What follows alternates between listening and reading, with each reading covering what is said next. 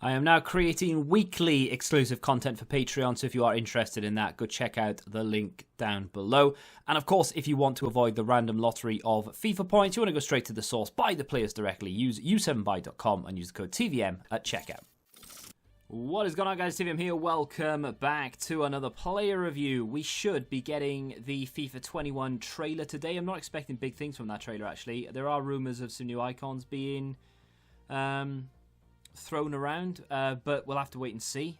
But they don't really talk about Ultimate Team until the very end. So I think it's the end of August we're meant to get Ultimate Team news. Interesting stuff.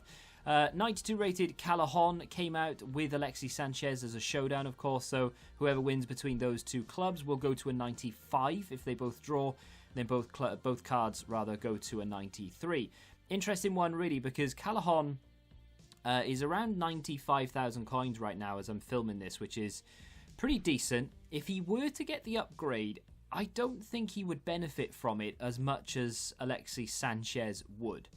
And the reason for that is because this card is already up there in terms of stats, and there isn't an awful lot of room for improvement in certain areas. I mean, there are, but the amount of upgrades that he'll get from going from a 92 to a 95 for the problem areas just isn't going to be enough. So I don't think this card would benefit from it. So I am hoping that Inter beat Napoli just so that we get a 95 Alexis Sanchez, because that card would feel the benefit big time. Review for that on the channel already. So 4-star, 4-star, 5'10", which is fantastic. He's lean as well, which is great.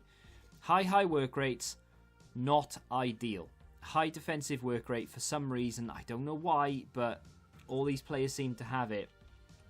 And it's just super frustrating because you can't do anything about that. Like, there's no way to negate it. I mean, you can tell them to stay forward or whatever, but for the position I'm playing Callejon in, I don't want to tell him to stay forward because it just doesn't really work in the way that I play. So he does come back and help out in defense. Fortunately, he has 99 stamina. If you want to use him as a striker or a cam, which are both extremely viable options because his passing is very good and of course his finishing is quality as well, then yeah, tell him to stay forward, I guess, but you're just going to have problems because of that high defensive work rate. Anyway, 95 acceleration, 98 sprint speed, 96 agility, 90 balance, 92 reactions, 96 ball control, 92 dribbling, and then 89 composure. So the composure realistically is the only stat worth, I wouldn't even say worth moaning about, because in my opinion it's not. 93 for finishing and shot power, 99 positioning, 95 long shots, and then 99 volleys. 93 vision, 98 crossing, 96 short passing, and 99 stamina. So you see what I mean? If this card goes up to a 95, what can we expect? We'll get slightly better balance, the ball control will go to 99, composure will tip over into the 90s, and you know, a few other stats will go up and be closer to 99, which is awesome, but the only real problem areas are the high defensive work rate, which won't change, and then the strength and the aggression department. Realistically, those are the only two spots that I would be concerned about, because like I said, I'm not really too bothered about the composure. That's the team I had him in. Of course, I did Alexis Sanchez as well. Finally have use for my Alan. Theo there at right back, even though he's out of position. Pulisic on the other side. It's a very good team. Very happy about it.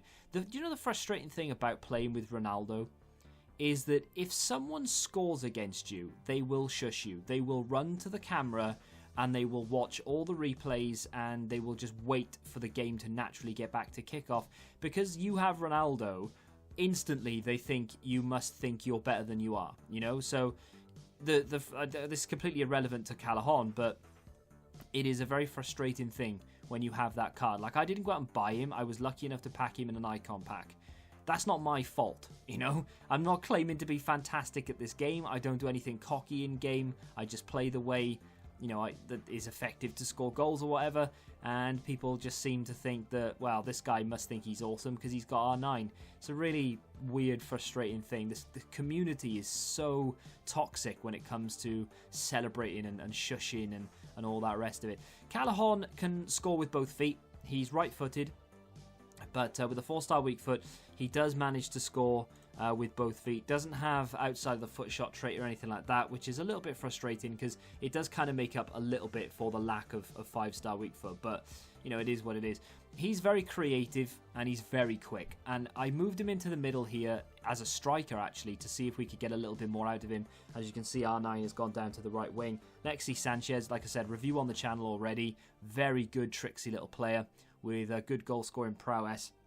Some of the goalkeepers I played yesterday, though, they were on fire. Like, I couldn't beat them regardless of who was taking the shots. Callejon, Alexis Sanchez, R9. Look at this for ball control, though. And he gets that shot away, and it's just straight at the keeper, which is a little bit... It's all black as well, but straight at the goalkeeper, which is a bit unfortunate. I did aim for one of the corners. I think I tried to put it near post, but it is what it is. He's involved in everything, to be fair. He's got really good passing. His dribbling is very good. His finishing is decent. It's not like 100% accurate all the time. As you've seen, you know, he's already missed a couple of efforts here or there. But it's not something that I would really complain about. It's not something I'm too concerned about. It's just, I think, my decision making. Again, they're lovely slide pass through to Mahrez, and of course Mahrez is going to finish because it's Mahrez and he's like fantastic, even though I never really play him. I don't know why. Alexis Sanchez does really well there, gets the ball in the back of the net. Callejon helping him out in the way, or on the way. I just really like him, and for 95,000 coins, it's one of those cards that is just such good value for money. If you can fit him in your team, then there's every reason to do it, and there's very little reason to not do it. Like, the strength and the aggression and the high defensive work rate are the only 3 weaknesses about the card. The aggression I can live with. Callejon gets in here again, straight at the goalkeeper. I probably shouldn't have done it, but we do get a second bite of the cherry with Ronaldo. Keeper nearly makes the save, but you're not going to keep out a Ronaldo shot. And here we go again. Sanchez with a little bit of a 1-2 situation here with Callejon. Slides it back through to him. He's in on goal. He ball rolls the goalkeeper as he does. And Callejon slides those passes through, and he weights them so well. Like, I know I'm the one that's putting the power on it, but, you know, you can put power on a pass, and you think that's perfect, and then the ball is just too far. It's too overhit, and the goalkeeper, like, scrambles or whatever, right? Or it just goes too short, and the attacker's running, the ball doesn't quite reach him, and it's just behind him. But Callejon's passes are very good. They're very accurate, and I put a sniper chem style on him. The reason I did that, by the way, was to refine the finishing up to 99, and then we get the composure up to 94.